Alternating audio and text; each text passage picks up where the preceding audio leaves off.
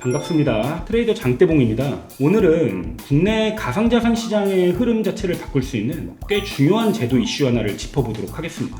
정부가 2017년 이후 전면 금지해왔던 국내 기업의 코인 발행, 즉 ICO에 대해 허용 쪽으로 방향을 열고 있다는 움직임이 나오고 있습니다. 이번 움직임은 단순한 규제 완화가 아니라 정부가 가상자산을 더 이상 투기로만 보지 않고 제도권 안에서 관리 가능한 산업으로 편입시키겠다는 신호에 가깝습니다. 오늘 영상에서는 왜 하필 지금 이 시점에 방향이 바뀌고 있는지, 그리고 이 변화가 투자자와 기업, 나아가 시장 구조에 어떤 영향을 줄 수 있는지 다뤄보도록 할 텐데요. 국내 코인 시장의 큰 전환점이 될 수 있는 내용들이니 끝까지 시청해주시고 영상이 도움이 되셨다면 구독과 좋아요, 알림 설정까지 부탁드리겠습니다. 한국은 2017년 이후 ICO를 전면 금지한 대표적인 국가였습니다. 당시에는 이유가 분명했죠. 과도한 투기, 실체 없는 백서만 존재하는 프로젝트, 그리고 다단계 사기성 코인의 난립. 문제는 시간이 지나면서 금지의 부작용이 더 커졌다는 점입니다. 국내 기업들은 코인을 발행하기 위해 싱가포르나 홍콩, 두바이 같은 곳에 해외 법인을 세웠고 자금은 해외에서 조달했습니다. 법적인 문제가 발생해도 국내법 적용은 어려웠고 결과적으로는 국부 유출과 감독 공백이라는 문제가 동시에 발생했습니다.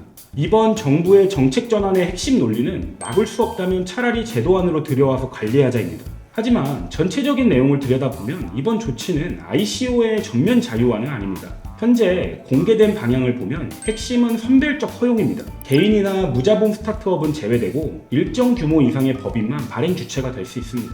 단순히 백서를 공개하는 수준이 아니라 토큰 발행량과 유통 구조, 자금 사용 계획, 기존 주주 및 토큰 보유 구조까지 모두 사전에 제출해야 하는 구조입니다. 사실상 증권신고서에 가까운 수준의 정보 공개가 요구되는 셈입니다. 이는 최근 클래리티 법안에서 문제로 지적되고 있는 과도한 공시, 등록 의무와 상당히 유사한 구조라고 볼 수 있습니다. 다만 당국은 이 절차가 허가나 승인 개념은 아니라고 선을 긋고 있습니다. 신고서 제출의 목적은 통제가 아닌 정보 공개에 있으며 시장 판단은 투자자에게 맡긴다는 입장입니다.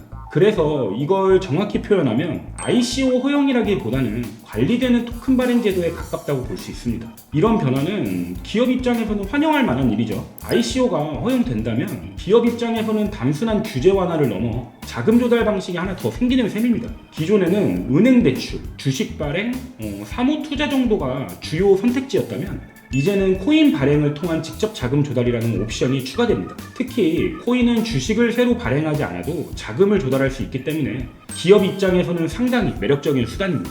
현실적으로는 플랫폼, 게임, 콘텐츠, AI 데이터처럼 실사용 기반 서비스를 가진 기업들이 가장 먼저 움직일 가능성이 큽니다. 이제 코인 발행은 편법이나 우회 수단이 아니라 신사업을 위한 정식 금융도구로 다뤄질 가능성이 커졌습니다. ICO가 실제로 허용된다면 투자자들이 가장 먼저 체감하는 변화는 달라진 정보의 질일 겁니다. 지금까지 시장에는 해외 법인의 실체도 불분명하고 문제가 생겨도 책임질 곳이 없는 프로젝트가 굉장히 많았죠. 그러다 보니 갑자기 상장했다가 큰 피해를 입히고 상폐된 종목들로 고생하신 분들 굉장히 많으실 거라고 생각합니다. 하지만 제도권 ICO는 발행 주체가 분명하고 법적 책임도 명확합니다. 허위 공시가 발생하면 실제 처벌로 이어질 수 있는 구조입니다. 그래서 과거 국내 시장에서 보였던 투기성이 짙은 이른바 김치 코인들과는 다를 수밖에 없습니다. 제도권 안에서 컨트롤되는 구조로 코인이 발행된다면 예전처럼 급등락이 반복되는 흐름은 제한적일 가능성이 큽니다. 그 대신 무엇을 보고 판단하고 매수해야 하는지 훨씬 선명해지겠죠. 지금 우리는 이 시장을 단기적인 투기가 아니라 장기적인 투자 관점에서 보고 있기 때문에 이러한 변화는 제 기준에서는 충분히 호재로 해석할 수 있습니다. 다만 여기서 기대와 결과를 혼동하면 안 되는 부분도 있습니다. 정부가 ICO를 허용했다고 해서 가격을 보장해 주는 건 아닙니다. 대기업이 발행한 코인이라도 실적이 없으면 당연히 하락할 수 있고 토큰 구조가 나쁘면 크게 흔들릴 수 있습니다. 이건 주식시장과 크게 다르지 않습니다. 국내 1호, 정부 허용, 대기업 참여 같은 타이틀은 투자 판단의 근거가 아니라 참고 정보일 뿐이라는 점 꼭 기억해 두시길 바랍니다. 그리고 앞으로 나올 리스크 역시 어느 정도 예측 가능한 범위에 있습니다.